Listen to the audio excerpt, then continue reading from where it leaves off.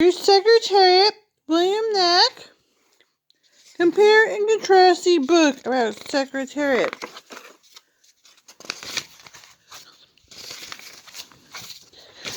Here is Secretariat, author's note, Dear Heart. Here, preface to the 2010 edition. Nearly 40 years have passed since Secretariat swept to 3 record-smashing victories in the Triple Crown, a British Tour de Force that confirms him as the most capable and charismatic racehorse in the modern annals of the turf. Today's legend as a thoroughbred, with all word applies, remains a vibrant, secure as ever. So this is a manly sport of kings. My mom went to Westminster. They had all these books about going to sit or go to dog show. I could read it. Yeah? Chapter 1. It was almost midnight in Virginia, late for the farmlands north of Richmond, when the breathing quickened in the stall. The phone rang and they sent Gentry home. 2 men came out of the front door, hastily crossing the lawn to the car. Was it a Ford? They made lots of cars, lots of them were a Ford, but I don't know. They swung out the driveway onto the deserted road and took off north. It was one of those hours when the time is measured not by clocks, but by contractions. The intervals should be getting shorter. In a small wooden barn set off the edge of a nearby field, beneath a solitary light, the expansive darkness, a mare was about to give birth. The men were rushing to the barn to help her. The man behind the wheel was Howard M. Gentry, 62-year-old, for almost 20 years a manager at the Meadow Stud in Doswell, one of the most successful breeding farms in America. They were at this for years. Sitting with him in the front seat was Rayward W. Wood, a railroad conductor, 54 years old. Gentry's longtime friend and neighbor for years, steady companion at straight pull, himself a modest breeder of thoroughbred horses. It was the night of March 29th, 1970, not the kind of night for anyone to leave the velvet green warmth of a pool table to rush outdoors. Weather had been bleak all day, sky perpetually overcast.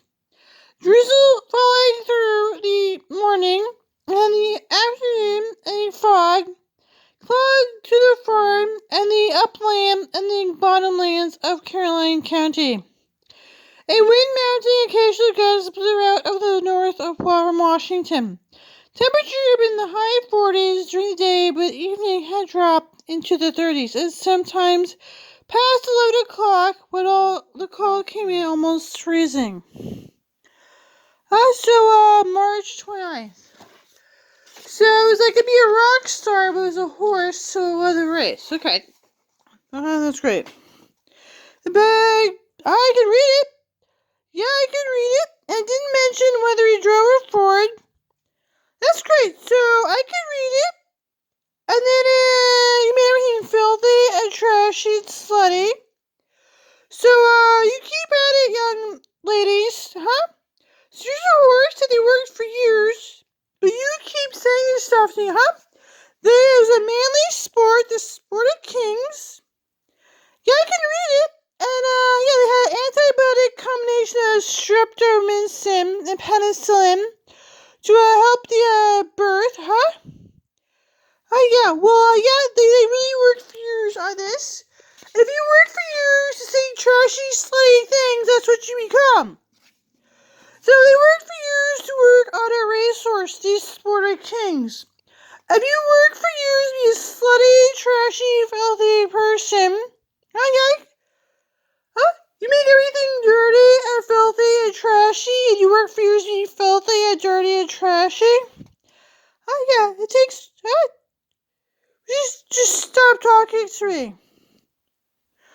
This is the Virginia of Caroline County. Acres of poor soil and roughly tree-mantled countryside is not the old south of cod farms and magnolia. Under moonlight and willowing, straight-backed river drifting among the lawns and gardens of the tidewater. This is not the Virginia where buses stop at overlooks on any of the approved tours. Lying outside the limits of Tidewater, far to the southeast of the Blue Ridge Mountains in the Shenandoah Valley, this pungent orchard is its own haunting song. Caroline County seems closer to Stephen Crane than Stephen Foster. Starker less Storybrooke, Virginia, than the mountains and the valleys, a place where old times are often just as well forgotten. The tomato and melon country, watermelons and muskmelons, has a field of grazing horses and cattle and cultivated stretches for growing corn and soybeans. It's not always so prosperous or peaceful there. The meadow is part of a neck of land, so they were working on this for years. For years, two armies crawled around feeling for each other's jugular. The fight began at 70 North Bull Run, Potomac's courthouse. Moore's family, living in the meadow, had family silver in the well. Some of the largest set-pieces battles of the war. Yeah, Morris? Yeah. Like Wario. Okay, that's who they are. The war radically altered the course of the lives of people who somehow survived it. Left James Hollis Chenery the sole male support of three families, including the Morrises of the Meadow. The Secretariat family, they had to. They're like Royo. Yeah. Richard Johnson Hancock, starting the Royo. So they do. They had Secretariat. Second Battle of Manassas on August 30th, 1862. They tried to start a war. Here, John Harris, a prominent landowner on whose 1,450-acre farm called Ellerslie, 100 slaves bred and raised livestock and planted corn and tobacco. While Collins and Hancock often attended Sunday service in the Christian church, Thomas Overton Harris, daughter of John Harris, slave owners. Camilla Harris, I know. Yeah? So what do you want from me? Yeah, the church people had slaves. What do you want from me? Ellerslie. James Hollis Chenery had no such visions. He was only 16 years old, started working at the dry goods store in Richmond. 16 years later, he was 32 years old. Chenery married a second cousin. It was a family tradition, Ida Burnley Taylor. They had 6 children who died young. Ida Chenery, a disciplinarian, pushed and raised and shaped them. Elizabeth William went through journalism school and rose to the editor of Rocky Mountain News, the editor of Collier magazine. Daughter Blanche attended the University of Chicago, married advertising to them Pelham Manor, New York. Practically the whole family wound up living at one time. Youngest boy, Alan Chenery, went through Richmond Medical School, became a urologist and practiced in Washington, D.C. Charlie, one of the children who did not go to college when he worked for his brother Chris, and there was Chris. Christopher Tompkins Chenery became what he set out to become, man of substance and horses as a part of the landed gentry. He was born in Richmond September 19, 1886. His parents soon moved to Ashland, north of Richmond and just south of the Meadow. And they required feeling for the land and place that never left him. Helen Penny Chenery Tweedy, Christopher Chenery's youngest daughter, went through a personal family history that poverty was the essential emptiness of their lives. The boys were barefoot for March 1st. Okay, so Penny. Okay, there's a Penny and Chenery. Yeah, they had a civil war. Yeah. This goes back a long time, and Morris is our Wario. Okay, Morris is a Wario, and they have Indians in their family.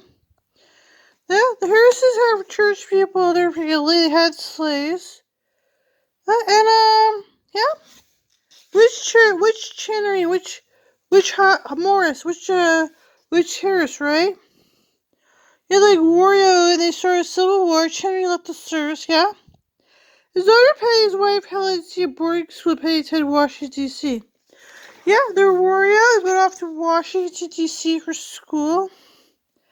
So, yeah, so this is their story. They try this theory, the car. Chenery stopped the car in the yard and climbed out, looking at the house and the trees and land around it. Told his wife and daughter to remain in the car warning them that the house might be full of lice. Trudy went inside, but he didn't stay long. Moments later, he walked back to the car. He said nothing as he slid inside and drove to the house to cross the road. Penny wanted to ask him what the Meadow homestead was like inside. It looked like. She saw his expression and decided to say nothing at all. He bought the meadow a year later. As Christopher T. Chenery had repossessed his childhood, reclaiming some old hills, memories of a place to raise horses. But it was there some of the Gatsby were in him. Something of a man trying to recapture his past. His brothers hardly shared his enthusiasm. They're against his buying back the meadow, Penny said. That Chris was crazy to buy it back. It was all behind them. Virginia could never leave the shackles of its backward economy, especially rural Virginia. The pressure was easy, but the specter of poverty never left any of them. But Chenery had made his money by stringing utilities together and by his way to become a millionaire several times over. By 1936, he had already been the president of Federal Water Service Corporation for 10 years. You think they're horse breeders, right? They don't mention whether it was a Ford. There were Fords. They had Ford cars.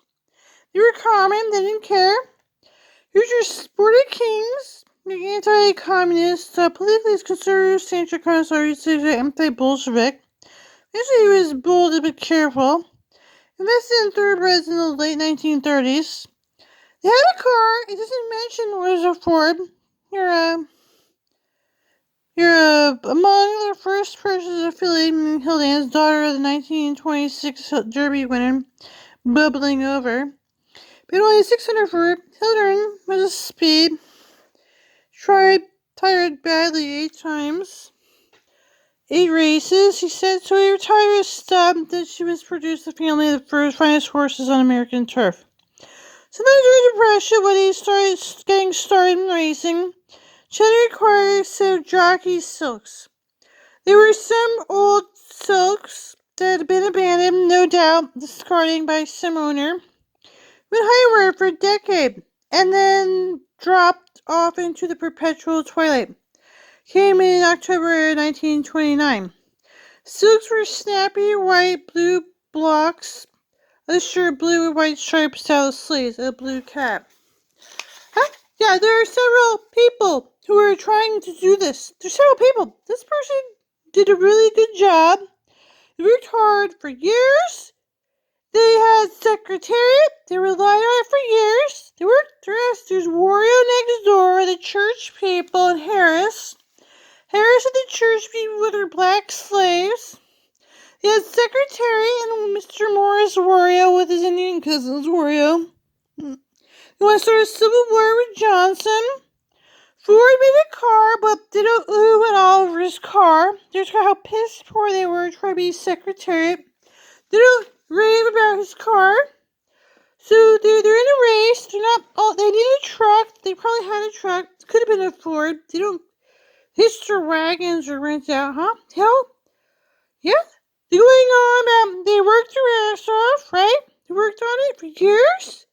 They had fine horses. They worked for years. Being piss poor did not stop them from working hard on fine horses. Yeah, money did not stop them from working on their horses. They had fine horses with or without the money. Yeah. But, the Ford truck was part of it, but it was part of having the stuff. They're piss poor, had a car, truck, not necessarily mention whether it's a Ford, but Ford is like the filthy cop car, because that's what you seem like to talk about. They're piss poor, working on the horses, they had the Secretariat story, but Ford's mentioned the filthy cop story, because that's what you seem like to talk about. He moved the family permanently to Kentucky Farm in 1912.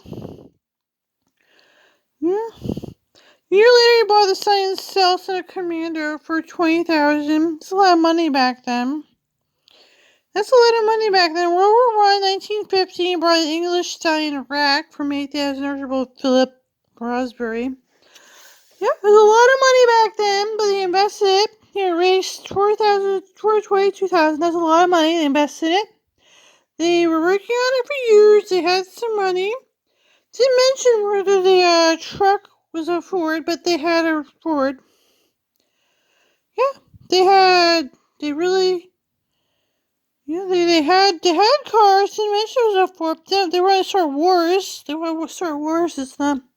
See, there were like Wario and Slaves, and they're not mentioning was a Ford, but they had Fords. Like Wario and slave drivers and church people, they don't really care about their Ford. They want to go about their sporty kings. They didn't need money to raise fine horses. They're studying for years to raise horses. There's a lot of work. Didn't really take money. Just took people who cared at all.